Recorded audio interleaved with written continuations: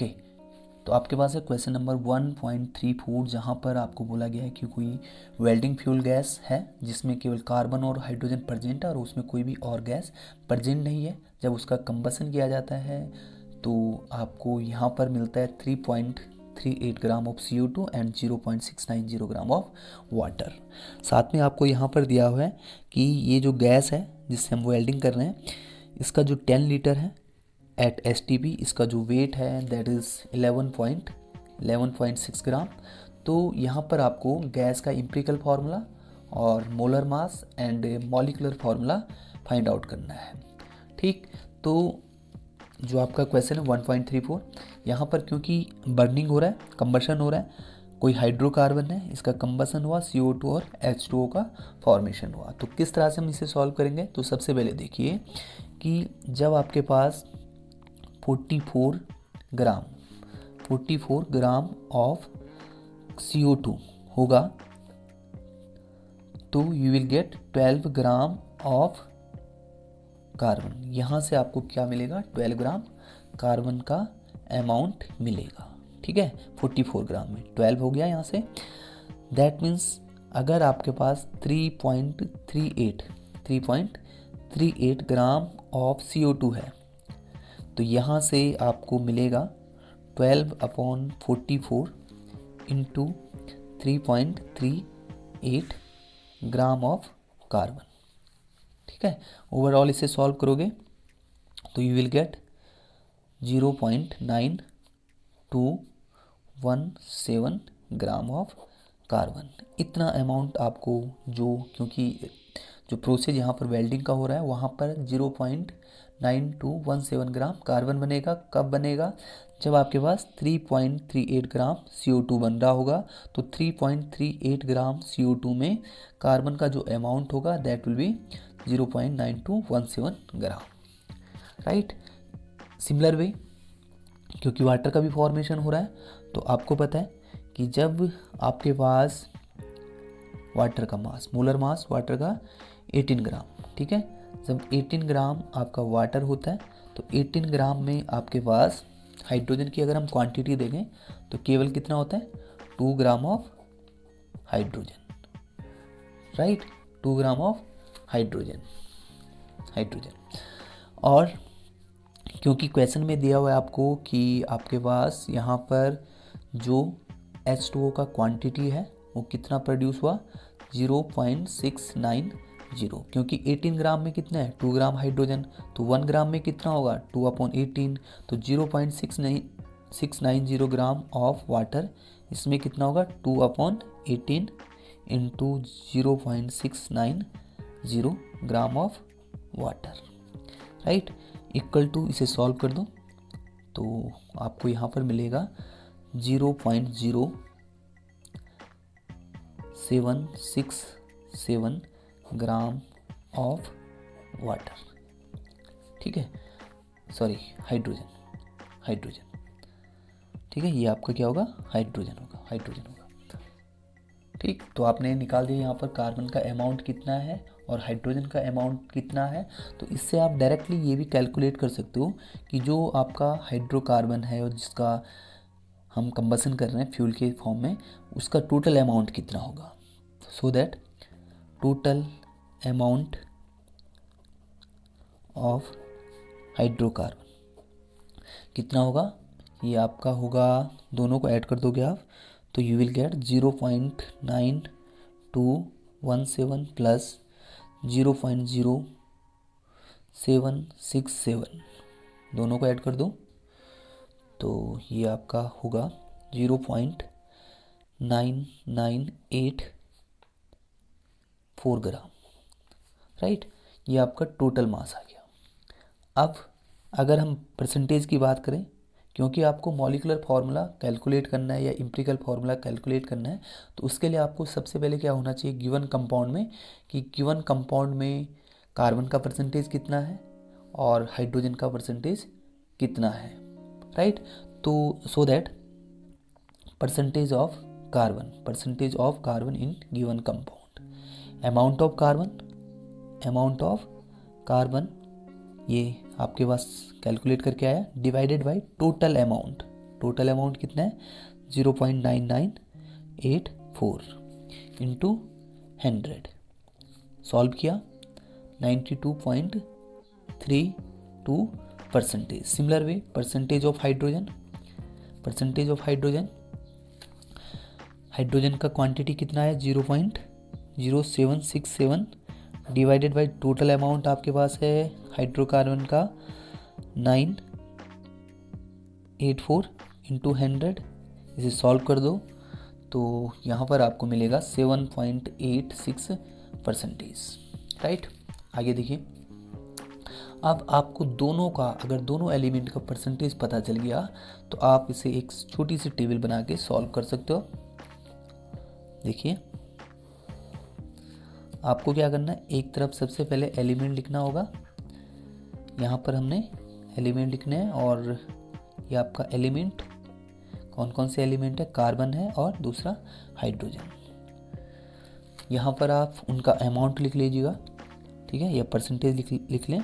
Percentage कितना है इसका 92.32 और इसका आपका 7.86।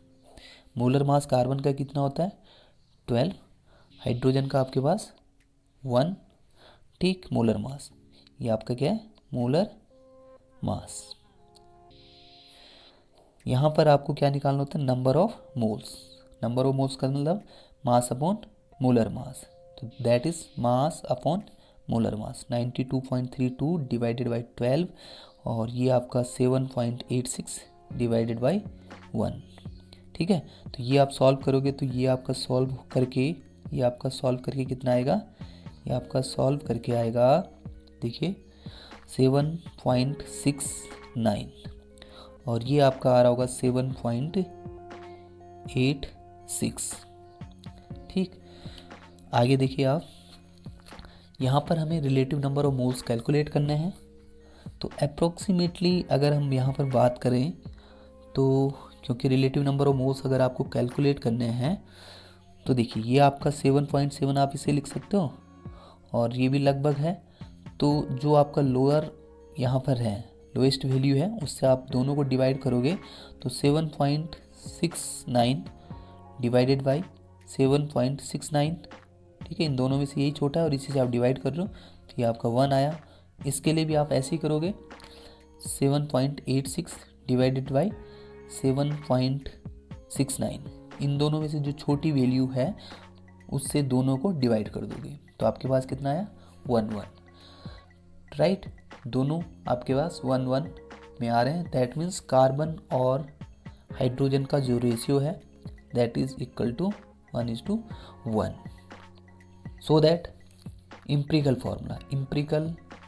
फॉर्मूला क्या होगा, इम्पिरिकल फॉर्मूला आपका होगा CH, सिंपलेस्ट होल नंबर में जो आपके पास आता है वही आपका क्या होता है इम्पिरिकल फॉर्मूला, राइट। अब इसका आप इम्पिरिकल फॉर्मूला मास में निकाल सकते हो। Empirical formula mass empirical formula mass कितना होगा, कार्बन का 12 प्लस हाइड्रोजन यानी कि 13 ग्राम। अब देखिए दूसरा जो यहाँ पर पॉइंट, क्योंकि अभी हमने इम्पिरिकल फार्मूला तो निकाल दिया, मॉलिक्यूलर फार्मूला निकालना है, तो उसके लिए हमें पता होना चाहिए टोटल मॉलिक्यूलर मास कितना होगा कंपाउंड का। तो उसके लिए, क्योंकि क्वेश्चन में आपको दिया हुआ है कि 10 litre of gas at STP, 10 litre gas का STP पे मास कितना है 11.6 ग्राम, ठीक है। बट आपको पता है कि STP पे अगर आपके पास 22.4 लीटर होता है, 22.4 लीटर होता है, तो उसका जो मास निकल कर आएगा that will be equal to gram molecular mass या फिर ग्राम एटॉमिक मास। तो so that you can write 22.4 litre, हम इसे 22.4 लीटर में कन्वर्ट कर लेंगे, ऑफ गैस एट STP कितना हो जाएगा, इसे आप करोगे 11.6 डिवाइडेड बाई 10 इंटू 22.4 और इसे सॉल्व कर दीजिएगा तो आपके पास आएगा ये 25.984 ग्राम, या फिर अप्रोक्स में आप इसे क्या लिख सकते हो 26 ग्राम। ठीक है, आप इसे क्या लिख सकते हो 26 ग्राम। अब इसको आप और आगे सॉल्व कर दीजिए। ठीक, तो आपके पास आ गया ग्राम मॉलिक्यूलर मास 26 ग्राम। अब आपको पता है कि जो इम्पिरिकल फॉर्मूला मास था, इम्पिरिकल फॉर्मूला मास ये आपके पास था 13 ग्राम। ठीक है, और मॉलिक्यूलर मास यहाँ पर आ रहा है आपके पास, molecular mass 26 gram. So that यहाँ पर जो n का वैल्यू होगा दैट इज इक्वल टू 26, यानी कि molecular mass divided by empirical mass equal to 2। और साथ में आपको पता होता है कि molecular formula equal to n into empirical formula. ठीक है, तो n तो आपके पास कितना है 2 आ गया। इम्पिरिकल फार्मूला आपके पास क्या था CS था, और क्योंकि ये जो 2 है ये आपका यहाँ पर आप लिखोगे इसके बॉटम पे, तो ये आपका हो जाएगा C2H2, यानी कि जो वेल्डिंग वाली गैस थी वो आपके पास कौन सी है C2H। ओके, तो आपके पास यहाँ पर क्वेश्चन नंबर 1.35 है। आपसे बोला गया है कि calcium carbonate plus 2HCl gives calcium chloride plus CO2। What mass of calcium carbonate is required to react completely with 25 ml of 0.75 molar HCl। Right, तो आपको यहाँ पर कैल्शियम कार्बोनेट का अमाउंट निकालना है कि कितना ग्राम वो रिएक्ट करेगा। अगर आपके पास HCl का जो कंसंट्रेशन है, देखिए ये रिएक्शन आपको दिया हुआ है 2HCl, और इसका जो मोलरिटी है 0.75, और 25 ml हमें इसे लेना है और इसको रिएक्ट कराना है कैल्शियम कार्बोनेट के साथ। तो यहाँ पर हमें पता करना है कि इसका कैल्शियम कार्बोनेट का कितना ग्राम पूरी तरह से इस सॉल्यूशन के साथ 25 ml ऑफ 0.75 मोलर HCl के साथ रिएक्ट करेगा। ठीक, तो देखिए क्योंकि यहाँ पर मोलरिटी और वॉल्यूम दिया हुआ है, नंबर ऑफ मोल्स नहीं दिया हुआ है, तो इससे हम इन दोनों की हेल्प से हम नंबर ऑफ मोल्स कैलकुलेट करेंगे। क्योंकि यहाँ पर आपका अगर कैल्शियम कार्बोनेट का 1 मोल है तो इसके 2 मोल हैं। राइट, तो यहाँ पर सबसे पहले हम क्या करेंगे HCl का नंबर ऑफ मोल्स कैलकुलेट करेंगे। तो देखिए as you know molarity equal to n upon v। ठीक है, तो यहाँ पर फर्दर आप लिख सकते हो, क्योंकि मोलरिटी यहाँ पर कितना दिया हुआ है 0.75 इक्वल टू n तो हमें निकालना है डिवाइडेड बाय वॉल्यूम कितना है 25 ml। ठीक है, इसको आप लीटर में कन्वर्ट करोगे तो 1000 से मल्टीप्लाई करना पड़ेगा। राइट, और अगेन यहाँ पर आप सॉल्व करोगे तो you will get n equal to 0.75 into 25 divided by 1000। Right, और ये आपका आएगा 0.0185 मोल, इतना आ गया। अब आपको मोल पता चल गया, क्योंकि जो आपका बैलेंस रिएक्शन है अगर इसका 1 मोल है तो इसका 2 मोल है, तो इसके हिसाब से आप आसानी से जो आपका 0.0185 मोल है HCl का, इसके लिए आप कैलकुलेट कर सकते हो। तो देखिए when 2 mole of HCl react with कितने के साथ रिएक्ट करेगा 1 मोल of CaCO3 calcium carbonate, so that 1 mole of HCl reacts with 1/2 mole of CaCO3। Right, अभी मोल में आप कैलकुलेट कर रहे हो, तो जो आपके पास यहाँ पर है HCl का मोल 0.0185 मोल moles of HCl react with 1/2 into 0.0185 solve करोगे तो you will gate 0.009 mole of calcium carbonate, right. Again क्योंकि ये तो आपका मोल आ गया, कैल्शियम कार्बोनेट का मोल्स आपको पता चल गया, राइट। तो क्योंकि कैल्शियम कार्बोनेट का 1 मोल का मास, कैल्शियम कार्बोनेट का 1 मोल ऑफ कैल्शियम कार्बोनेट, अगर आप इसका मोलर मास कैलकुलेट करोगे तो you will get 100 gram. So that 0.009 mole of CaCO3 equal to 0.009 into 100, और इसे आप सॉल्व करोगे तो you will get approx 0.9 gram. 0.9 gram ये आपका आंसर होगा। लास्ट क्वेश्चन आपके पास है 1.36। यहाँ पर आपको दिया हुआ है 4HCl plus MnO2 gives 2H2 plus MnCl2 plus Cl2। Chlorine का प्रिपरेशन किया जाता है इस मेथड से। तो आपसे बोला गया है कि how many grams of HCl react with 5 gram of MnO2, ठीक है।